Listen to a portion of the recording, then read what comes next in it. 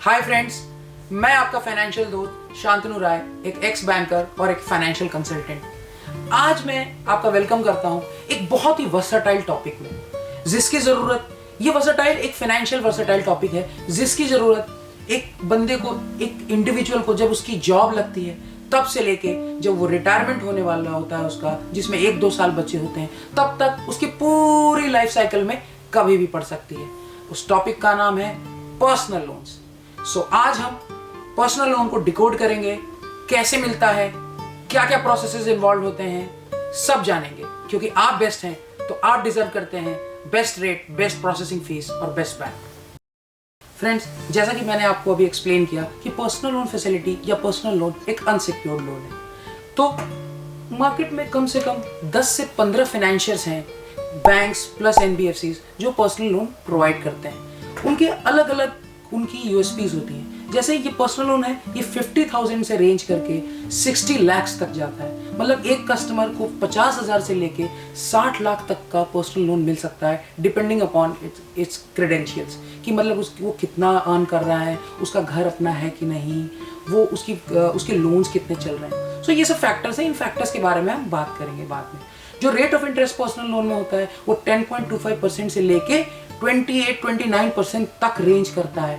वो अलग अलग एनबीएफसीज, अलग अलग टेक प्लेटफॉर्म्स हैं जो कि लोन प्रोवाइड करते हैं। जो सबसे सस्ता लोन मिलता है इस समय मार्केट में, जो अभी करंट में चल रहा है, वो 10.25% है, जो कि एचडीएफसी बैंक ऑफर करती है। जैसा कि फ्रेंड्स मैंने आपको बताया कि there are 10 to 15 financiers in the market जो कि पर्सनल लोन फैसिलिटी प्रोवाइड करते हैं। इनके मोर ओवर प्रोसेसेस सारे सेम होते हैं। मतलब क्या क्या प्रोसेसेस होते हैं मैं आपको बताता हूँ। कुछ बैंक्स डिजिटल प्रोसेस होता है, कुछ बैंक्स का, जहां आपको अपने आईडी कार्ड हो गया, अपने केवाईसी हो गया, उसे डिजिटल अपलोड करना होता है। और कुछ बैंक्स होते हैं जो कि फिजिकल फॉर्म में आपके आईडी कार्ड हो गया, जो भी फाइनेंशियल हो गए, जो भी पेपर वर्क है, वो डिजिटल फॉर्म में और फिजिकल फॉर्म में लेते हैं आपसे। ठीक है, तो प्रोसेसेस क्या क्या है इसमें। तो प्रोसेस स्टार्ट होता है पहले केवाईसी से। केवाईसी क्या होती है, जो कि एक सबसे इंपॉर्टेंट चीज होती है एक पर्सनल लोन अवेल करने के लिए। KYC is know your customer, जो एक बैंक का टर्म है। अब नो योर कस्टमर से क्या मतलब है, मतलब अपने कस्टमर को जाने, मतलब वो कहाँ रहता है और वो कैसा दिखता है, उसका डेट ऑफ बर्थ क्या है। इसमें जो डॉक्यूमेंट्स यूज होते हैं वो हो गया पैन कार्ड, आधार कार्ड, बेसिकली आईडी प्रूफ और एड्रेस प्रूफ। अब आईडी प्रूफ में बहुत सारे डॉक्यूमेंट आ जाएंगे, जैसे कि आपका पैन कार्ड आ जाएगा, आपका वोटर आईडी कार्ड आ जाएगा, आपका पासपोर्ट आ जाएगा, आपका डीएल आ जाएगा, और बहुत सारे और भी हैं उसमें। अब बात करेंगे एड्रेस प्रूफ की। एड्रेस प्रूफ में जो मेजॉरिटी, मतलब जो बैंक्स एक्सेप्ट करते हैं, मैं उन्हीं का नाम लूंगा। ऐसे तो बहुत सारी हैं जिनको एक्सेप्ट करते हैं, लेकिन जो मेजॉरिटी है उसमें आ गया आपका Aadhaar card, voter ID card, driving licence, passport और बैंक स्टेटमेंट पे जो आपके एड्रेस आता है। कुछ बैंक्स तो इवन रेंट एग्रीमेंट पे भी ले लेते हैं ओनरशिप प्रूफ के साथ। ओनरशिप प्रूफ क्या होता है, जैसे मान लीजिए आप जहाँ पे रेंट पे रह रहे हैं, तो आपने एक रेंट एग्रीमेंट बनवाया होगा और एक बिजली का बिल ले लीजिए करंट का 2 महीने के अंदर का, तो वो भी एक वैलिड एड्रेस प्रूफ होता है, लेकिन वो कुछ सर्टेन बैंक्स में होता है। डिटेल में इस पे एक हम वीडियो बनाएंगे कि कौन से बैंक्स एड्रेस प्रूफ में क्या क्या लेते हैं, वो हम अगले वीडियो में बात करेंगे। तो पहले हमने बात कर ली केवाईसी डॉक्यूमेंट्स की, जो कि नंबर 1 प्रायोरिटी है बैंक्स के लिए। उसके बाद फाइनेंशियल डॉक्यूमेंट्स बैंक को चाहिए होते हैं। अब फाइनेंशियल डॉक्यूमेंट्स में क्या क्या आते हैं, फाइनेंशियल डॉक्यूमेंट्स में आते हैं सैलरी स्लिप्स हो गई, बैंक स्टेटमेंट हो गया, फॉर्म 16 हो गया, पीएफ स्टेटमेंट हो गया, अगर आप जीपीएफ कट रहा है तो जीपीएफ स्टेटमेंट हो गया। अब ये फाइनेंशियल स्टेटमेंट्स हम लेते क्यों है, बैंक लेता क्यों है? बैंक इसलिए लेता है ताकि आपकी इनकम जो आ रही है साल में, वो बैंक को पता लग जाए।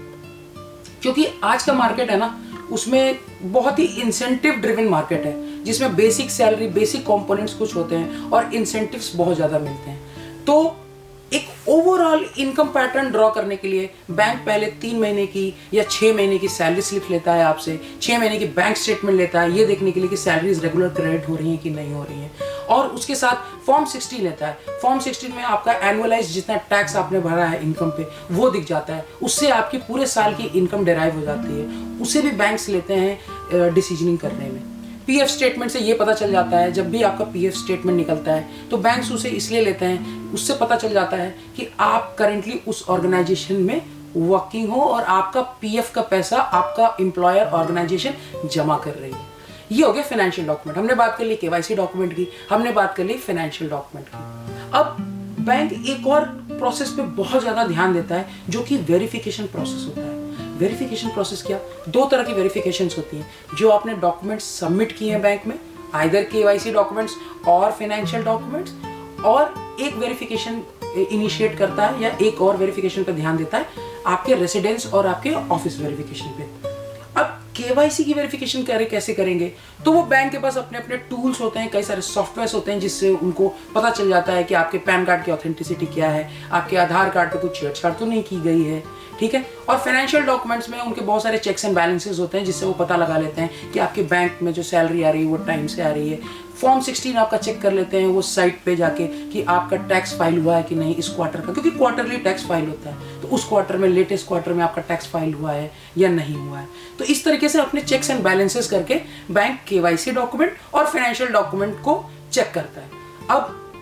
अब बैंक एक और तरह का वेरिफिकेशन इनिशिएट करता है, ये जानने के लिए जो जिस एड्रेस प्रूफ को आपने दिया है बैंक में लोन लेने के लिए, क्या उस एड्रेस पे आप रहते भी हैं या पहले रहते थे अब कहीं और शिफ्ट हो गए हैं। तो उसको जानने के लिए बैंक थर्ड पार्टी वेंडर्स को हायर करता है, मतलब वो अपने खुद के एम्प्लॉय नहीं होते, एजेंसीज को हायर करता है।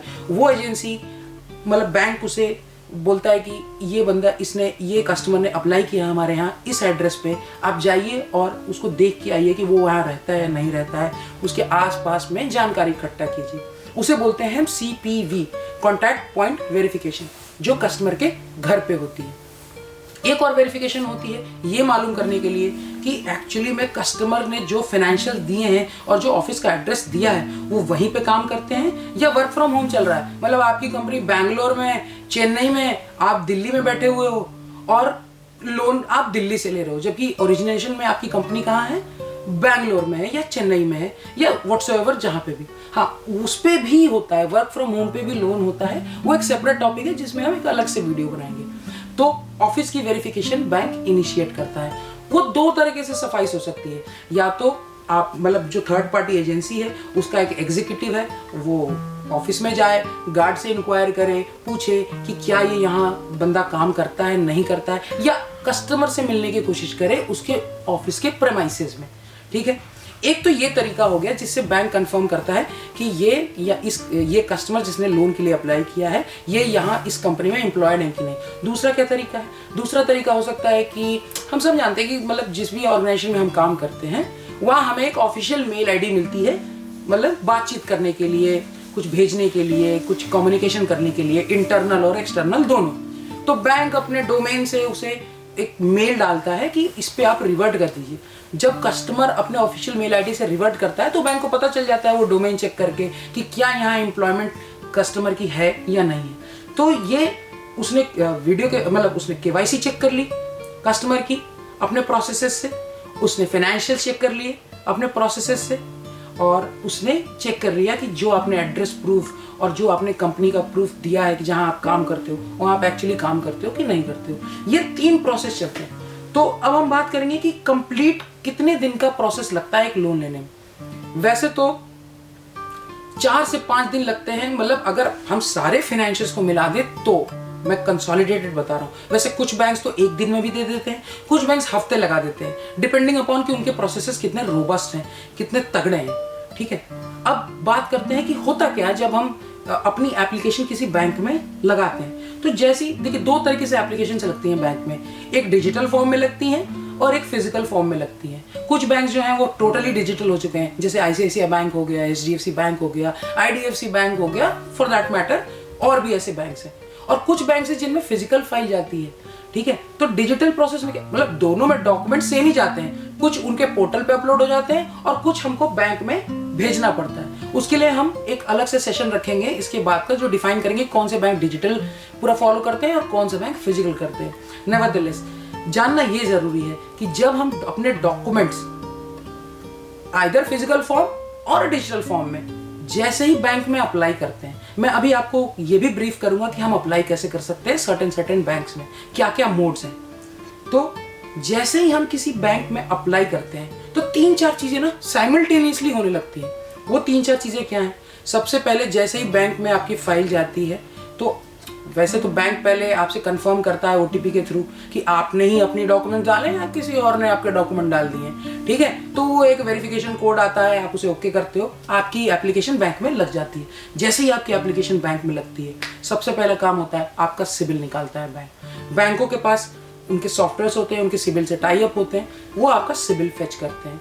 दूसरा काम क्या होता है, वेरिफिकेशन तुरंत इनिशिएट हो जाती है। जो वेरिफिकेशन की मैंने बात करी आपको, घर की और ऑफिस की, वो थर्ड पार्टी को भेज दी जाती हैं कि जाइए और कस्टमर की वेरिफिकेशन करके आइए। और तीसरी चीज क्या होती है, वो आपके जो फाइनेंशियल्स हैं, जो भी आपने डॉक्यूमेंट्स अपलोड किए हैं, वो क्रेडिट डिपार्टमेंट को, जो बैंक का क्रेडिट डिपार्टमेंट होता है जिसमें क्रेडिट मैनेजर्स बैठे होते हैं, जिन्हें केसेस एलोकेट होते हैं, जैसे आपने अप्लाई किया तो वो एक पर्टिकुलर क्रेडिट मैनेजर के पास जाता है, फिर वो आपके केस पे काम करता है। तो ये तीन चीजें साइमल्टेनियसली हो जाती हैं। पहला, आपका सिबिल निकल जाता है। दूसरा, वेरिफिकेशन से इनिशिएट हो जाती है। तीसरा, वो एक पर्टिकुलर क्रेडिट मैनेजर को आपका केस असाइंड हो जाता है। अब या तो अगर आपका सिबिल अच्छा है तो क्रेडिट मैनेजर सबसे आगे बढ़ता है डिसीजन करने के लिए, वरना अगर आपका सिबिल खराब है और आपने अच्छे से रिपेमेंट्स नहीं की हुई हैं तो क्रेडिट मैनेजर वहीं पे आपका केस डिक्लाइन कर देगा। सिबिल के बारे में पूरी डिटेल्स मैंने एक अपनी प्रीवियस वीडियो में बनाई हुई है, लिंक उसका डिस्क्रिप्शन में है, जाके जरूर चेक कीजिएगा, जिससे आपका सिबिल स्कोर सुधर जाए और आपको रिजेक्शन का सामना ना करना पड़े तुरंत ही। तो मान लीजिए कि आपका सिबिल अच्छा है, तो जैसे क्रेडिट मैनेजर के पास आपका सिबिल आता है, उसके बाद वो एक चार्ट बनाता है आपके इनकम वर्सेस ऑब्लिगेशन का, जिसे हम FOIR करते हैं, fixed obligation to income ratio. ये रेशियो होता है कि आप कितना कमा रहे हैं और महीने में कितना दे रहे हैं। मतलब दे रहे हैं का मतलब कितनी आपकी EMI चल रही है। फॉर एग्जाम्पल, आपने ऑटो लोन लिया, उसकी एक अलग EMI जा रही है। आपने क्रेडिट कार्ड पे कुछ खर्च किया हुआ है, उसका एक अलग पेमेंट जा रहा है, उसका मिनिमम ड्यू पे कर रहे हैं नहीं कर रहे हैं। तो वो एक पूरा चार्ट बनता है आपका कि आपकी ऑब्लिगेशन कितनी है, आपकी इनकम कितनी है, वो क्रेडिट मैनेजर बनाता है। और साइमल्टेनियसली आपकी वेरिफिकेशन तो इनिशिएट हो ही रखी है। अब क्या होता है, अब क्रेडिट मैनेजर को ये पता चल गया कि आपकी इनकम और आपकी ऑब्लिगेशन कितनी है। तो अब ये मान के चलिए, अगर मैं लेमन टर्म्स में बताऊं तो ये मान के चलिए कि बैंक्स बोलते हैं कि जो भी आपकी इनकम है उसका 60 to 70% तक आप EMI पे कर सकते हो। अब वो डिफरेंट बैंक्स के लिए डिफरेंट परसेंटेज होता है। कोई बैंक 60% ऑफ द इनकम तक होल्ड कर लेता है, कोई बैंक 70% तक भी कॉल ले लेता है। ये 60 और 70 क्या है, इसको एक एग्जांपल से समझाता हूँ। मान लीजिए आपकी इनकम 1 लाख रुपए है, 1 लाख रुपए पर मंथ, ठीक है। तो बैंक बोलता है, जैसे फॉर एग्जांपल HDFC बैंक बोलता है कि आप 70,000 तक की EMI देने के लिए ओके हो। 30,000 जो होती है वो बैंक बोलता है कि कस्टमर की नेट डिस्पोजेबल इनकम होनी चाहिए, जिसमें उसका घर चल जाए, उसके खर्चे नहीं पड़ जाए। अब मान लीजिए, और इसी तरह से उसी के कंपैरिजन में कुछ बैंक्स हैं जो बोलते हैं कि 60% तक ही हम अलाउ करेंगे। 60% का मतलब 1 लाख कोई कमा रहा है तो 60,000 तक की वो EMI दे सकता है। तो क्रेडिट मैनेजर वो डिराइव कर लेता है कि आपकी कितनी EMI चल रही है और आप कितनी एलिजिबल हो लोन के लिए। तो क्रेडिट मैनेजर है कि आपकी एलिजिबिलिटी शीट बनाता है। वो एलिजिबिलिटी शीट भी बहुत सारे फैक्टर्स पर डिपेंड करती है। बैंकों ने, जैसे एम्प्लॉयर है, आपका एम्प्लॉयर किस कैटेगरी में आ रहा है बैंक के, बैंक का एक मतलब समझ लीजिए कि हर कंपनी जो होती है वो बैंक्स में एक कैटेगरी में लिस्टेड होती है। जैसे कि TCS हो गई, इन्फोसिस हो गई, जैसे कि और भी कोई प्रोप्राइटरशिप कंपनी हो गई, कोई पार्टनरशिप कंपनी होगी, सबकी अपनी एक लिस्टिंग होती है। वो बैंक का बैकएंड करता है, वो उसकी एनालिसिस करता है कंपनी की कि उसकी मतलब उसकी नेटवर्थ कितनी है, उसमें एम्प्लॉयज़ कितने हैं, वो उसके हेडक्वार्टर्स कहाँ हैं, मतलब उसकी वर्किंग क्या है, किस डोमेन में काम कर रही है, उसके और उस बैंक से कोई रिलेशन कैसे हैं, सैलरी अकाउंट्स कहाँ पे हैं, उसके बेसिस पे बैंक उस कंपनी को अपनी किसी एक कैटेगरी में लिस्ट करती है। For example cat A, cat B, cat C, या आप बोल लीजिए सुप्रीम हो गई, प्राइम हो गई, डायमंड हो गया, गोल्ड हो गया। इस तरह की अपनी अपनी कैटेगरीज होती हैं जिसमें बैंक उस पर्टिकुलर कंपनी को लिस्ट करता है। तो आपकी एलिजिबिलिटी बनने के लिए ये बहुत इंपॉर्टेंट है कि आप किस कंपनी में काम कर रहे हो और उसकी लिस्टिंग क्या है उस पर्टिकुलर बैंक में जहां आपने अप्लाई किया हुआ है। उससे आपका एक मल्टीप्लायर बनता है। मल्टीप्लायर मतलब गुणांक। हमने बचपन में तो पढ़ा ही होगा, 2 दूनी के 4, 4 दूनी के 8, वही होता है मल्टीप्लायर। तो फॉर एग्जाम्पल, आप मान लीजिए इन्फोसिस में काम कर रहे हो तो पर्टिकुलर एक सैलरी बैंड के लिए एक मल्टीप्लायर लगाया गया है, ठीक है। तो बैंक ने आपकी एक एलिजिबिलिटी बना दी कि आपकी 1 लाख सैलरी है, 20 का मल्टीप्लायर लग रहा है क्योंकि आप इस सर्टेन कंपनी में काम कर रहे हो। तो बैंक आपको मैक्सिमम जो अमाउंट दे सकता है वो 20 लाख रुपए दे सकता है या 25 लाख रुपए दे सकता है, डिपेंडिंग अपॉन कि उस बैंक ने आपकी कंपनी के लिए क्या मल्टीप्लायर सोचा हुआ है। इसकी जानकारी आपको मैं बताऊंगा कि कहाँ से मिल सकती है, कि आप कितने लोन के लिए एलिजिबल हो। ठीक है, तो एक एलिजिबिलिटी शीट बन गई, देख लिया इनकम कितनी है, ऑब्लिगेशन कितनी है, ठीक है, मल्टीप्लायर क्या है, कितना बैंक आपको मैक्सिमम लोन दे सकता है, ये एक एलिजिबिलिटी शीट बन गई। और उधर से जो वेरिफिकेशन इनिशिएट हुई थी उनकी भी रिपोर्ट्स आ गई कि आप घर पे मिले या पड़ोसियों ने कंफर्म किया कि आप यहाँ रहते हो, और आपने वहाँ से आपने ऑफिशियल मेल आईडी भी कर दी, जिससे आपकी जहाँ आप काम करते हो वो इस्टेब्लिश हो गया, जहाँ आप रहते हो वो इस्टेब्लिश हो गया, और यहाँ पे एलिजिबिलिटी भी बन गई। बस फिर क्या है, आपको केस को रेकमेंड करेगा क्रेडिट मैनेजर अपने अपर अथॉरिटीज को, वो अप्रूव करेंगे, आपके पास एक मैसेज आ जाएगा, या जिस भी चैनल के थ्रू आपने अप्लाई किया है, आप ब्रांच में जाके अप्लाई किए हो, आपने वेबसाइट पे जाके अप्लाई किया है, या जो एजेंट्स होते हैं मार्केट में, जो डायरेक्ट सेलिंग एजेंट्स होते हैं, उनके थ्रू अप्लाई किया है, तो आपको बैंक से डायरेक्ट मैसेज भी आ जाता है, या जिस भी चैनल के थ्रू आपने अप्लाई किया है वो आपको बता भी देते हैं कि सर आपका लोन हो गया अप्रूव। और फिर स्टार्ट होता है नेगोशिएशन इन द टर्म्स की आपको किस रेट पे चाहिए, क्या प्रोसेसिंग फीस है। तो अभी जो बेस्ट रेट चल रहा है वो चल रहा है 10.25% मार्केट में, और वो मिलेगा कि नहीं मिलेगा वो डिपेंड करता है कि आप कितना लोन अमाउंट लेते हो उस पर्टिकुलर बैंक से, आप किस कंपनी में काम करते हो, और आपका सैलरी ब्रैकेट क्या है। मैं ये आशा करता हूँ कि जितनी बार भी आप लोन अप्लाई करें आपका लोन अप्रूव्ड हो। ठीक है, लेकिन कुछ बातों का हमें ध्यान रखना बहुत ज़रूरी है जब हम एक पर्सनल लोन के लिए अप्लाई करते हैं, क्योंकि इस मार्केट में बहुत सारे फ्रॉड्स चल रहे हैं। आपको विश्वास करना पड़ेगा, मतलब आप किसको अपने डॉक्यूमेंट्स दे रहे हो तो कुछ बातों का ध्यान रखें। हमेशा कोई भी डील लें, किसी ने भी कराई हो, हमेशा बैंक के ऑफिशियल आईडी से आप डील मांगे। आप बोलिए कि जो आपने लोन अप्रूव किया है मुझे बैंक के आईडी से चाहिए। आप उसको अपने आईडी पे मंगवाइए, कम से कम वो एक विश्वास रहेगा कि हाँ ये डील है। क्योंकि कई बार क्या होता है, आप किसी पे विश्वास करते हो, अपने डॉक्यूमेंट्स देते हो, वो आपको बताते रहता है कि नहीं सर आपका तो हमने कम रेट पे करा दिया है सर, और होता क्या है वो लोन आपका डिसबर्स हो जाता है, फिर आप बैंक के पीछे, एक बार पैसा आ गया वो गायब, और आप बैंक के पीछे आप कस्टमर केयर फोन करते रहते हो, वहां से रिवर्ट आते रहता है, बहुत सारी चीजें रहती हैं। दूसरी चीज, कोई भी डॉक्यूमेंट दें वो आप डिजिटल मीडिया के थ्रू ना भेजें, जैसे मेल हो गया, जैसे व्हाट्सएप हो गया। क्यों? क्योंकि वो डॉक्यूमेंट वो किसी भी चीज में इस्तेमाल हो सकते हैं, आपकी मर्जी के बिना वो 4 बैंकों में लग सकते हैं, आपकी सिविल इंक्वायरीज हो सकती हैं, जिससे आपका सिविल भी डाउन हो सकता है। तो मेरी मानिए, जब भी डॉक्यूमेंट दीजिए आप किसी भी अगर एक पर्टिकुलर बैंक के लिए दे रहे हैं तो उस पर साइन करके दीजिए कि only for personal loan use in this bank, वो साइन करके दीजिए। जब भी अपने डॉक्यूमेंट दीजिए अपने ऑफिस एड्रेस से दीजिए या अपने घर के एड्रेस से दीजिए। दूसरी, ये 2 चीजें होंगी जो ये बहुत ही वाइटल है। ठीक है, और हमेशा जो कम्युनिकेशन है ना वो बैंक से रखें। ठीक है, इससे क्या हुआ कि मतलब जैसे कोई डील आ गई आपके पास, ठीक है, तो वो ऑफिशियल मेल आईडी से आनी जरूरी है। कोई भी डॉक्यूमेंट उसे मतलब ऐसे बिना साइन करे ना दें, उस पर जरूर लिख दें कि ओनली फॉर पर्सनल लोन्स। मैं आशा करता हूँ कि आज की जो वीडियो है मैंने आपको मतलब आज का जो फाइनेंशियल टॉपिक था पर्सनल लोन, वो मैं कहीं हद तक आपको समझा पाया हूँ। मेरा नंबर, कॉन्टैक्ट डिटेल्स जो है मेरी, वो डिस्क्रिप्शन में मिल जाएंगे आपको। अगर आप कोई पर्सनल लोन से रिलेटेड किसी समस्या से जूझ रहे हो, या आपको पर्सनल लोन अप्लाई करने में या समझने में कोई परेशानी आ रही है, आप मुझे कांटेक्ट कर सकते हो, मेरी टीम को कांटेक्ट कर सकते हो। Thank you. मुझे आई होप कि आपको आज ये वीडियो अच्छा लगा होगा। अगर अच्छा लगा है तो kindly hit the like button and subscribe my channel. Thanks friends.